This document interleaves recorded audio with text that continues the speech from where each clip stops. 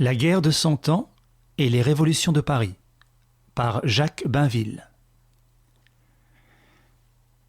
À cet endroit de notre histoire nationale, tournons la tête en arrière.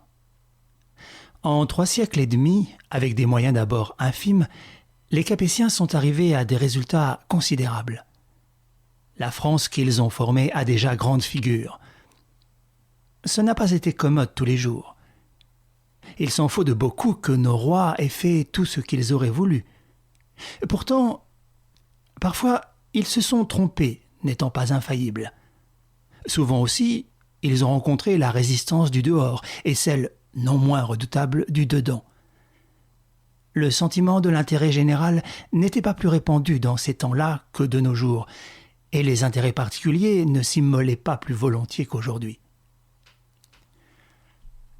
Un concours de circonstances favorables avait permis de conjurer le péril anglais et le péril allemand. L'Allemagne et l'Angleterre avaient été divisées, diverties, rendues inoffensives par des luttes intérieures auprès desquelles les nôtres n'étaient rien. Pour longtemps encore, l'Allemagne est hors de cause. Il n'en est plus de même de l'Angleterre. La folie furieuse des Plantagenets, l'agitation des barons pour obtenir la charte, le mécontentement, si tragiquement terminé, contre Édouard II, ces circonstances avaient affaibli la royauté anglaise. Elles avaient permis aux Capétiens de refouler dans le sud-ouest l'État anglo-normand déchu de sa splendeur. Mais de sa dernière crise, la monarchie anglaise sortait plus forte.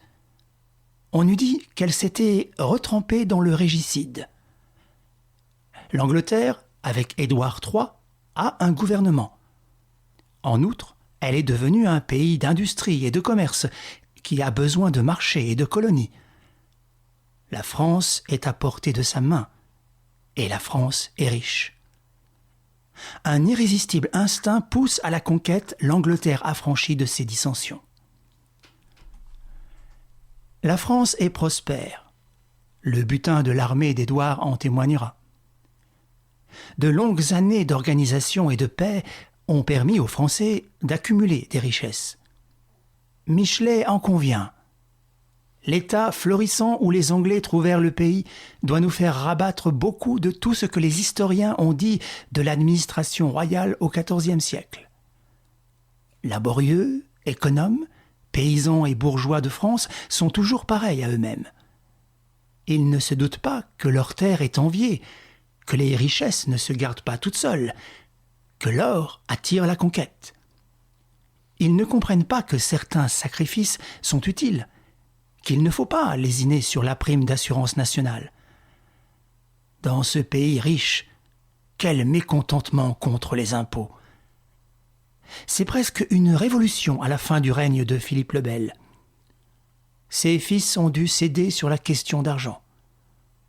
Toutefois, Philippe de Valois trouve encore une brillante situation européenne, des alliés sur le continent, des cousins qui règnent à Naples et en Hongrie, 3 rois à sa cour, dont celui de Bohême. Vraiment, il semblerait que la France n'eût rien à craindre. Quand Édouard reprend la vieille méthode anglaise, essaie de liguer contre la France les princes d'Allemagne et des Pays-Bas, Philippe VI, d'un geste, disperse cette coalition. Il est si bien parti qu'il trouvera encore le moyen d'acquérir Montpellier et le Dauphiné, d'où les fils aînés des rois de France prendront le titre de dauphin. Le comte de Flandre est cette fois bon français, et ses Flamands insoumis sont battus à Cassel en 1328. L'Angleterre n'a pas d'alliés. Si les marchands de laine anglais veulent entrer en France, il faudra qu'ils se résignent à prendre eux-mêmes le harnois. On voit la liaison des événements depuis Philippe le Bel. Le grand conflit tourne toujours autour de la Flandre. Par la Flandre, l'Anglais cherche à nous atteindre, et nous cherchons à atteindre l'Anglais. On n'éclaircit pas les causes de nos prochains désastres lorsqu'on accuse Philippe de Valois d'avoir été un féodal, un réactionnaire entêté de chevalerie. Édouard III, lui aussi, suivait les traditions, les symboles et les usages chevaleresques. On lui présenta le Héron avant son départ pour la France, et l'on sait son mot à Crécy sur les éperons du Petit Prince noir. C'était la part de la mode et de la littérature. Si Philippe VI n'a eu qu'une armée féodale à opposer à l'armée anglaise, c'est qu'il n'avait pu en avoir d'autres.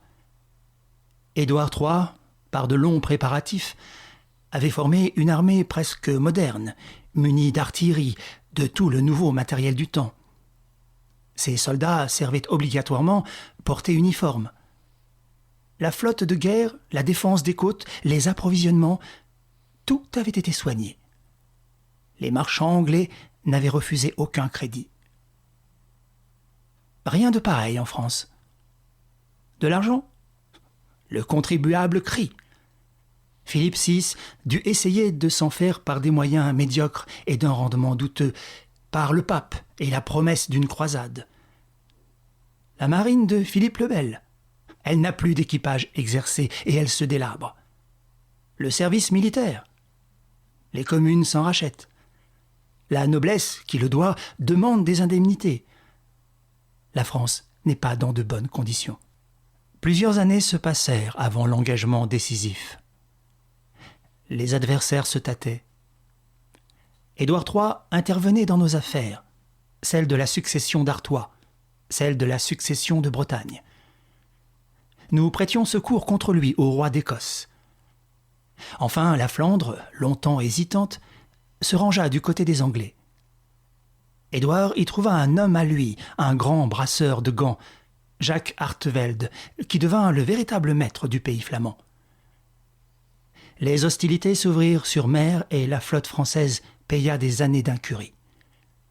Elle fut détruite en 1340 à la funeste bataille de l'Écluse.